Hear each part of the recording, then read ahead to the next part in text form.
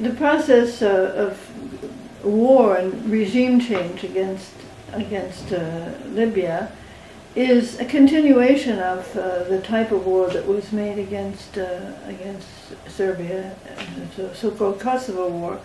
But the process went even faster, and this shows that there's a kind of perfectionism in the process.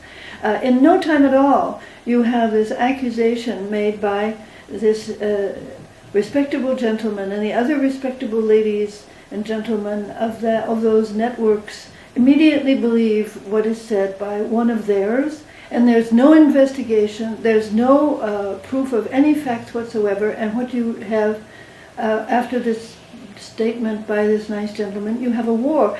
And with this ideology of the responsibility, right to protect, this is a dangerous process which is almost certain to be used.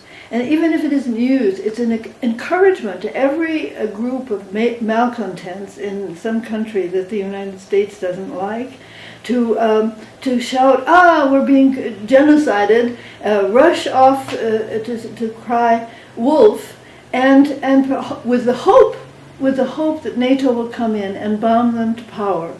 Now, maybe NATO will and maybe NATO won't. NATO will if it looks as easy as it looked to them in Libya. They like to pick on small countries where they can have a glorious victory without a scratch.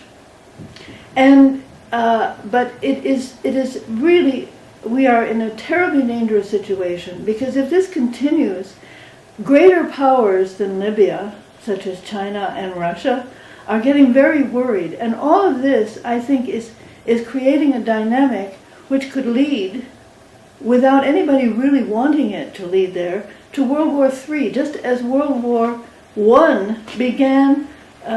Really, nobody exactly wanted that war, but that's the war they got. And this process, where a few vague accusations with no proof can lead to a war, is really something that could lead to the final destruction of us all.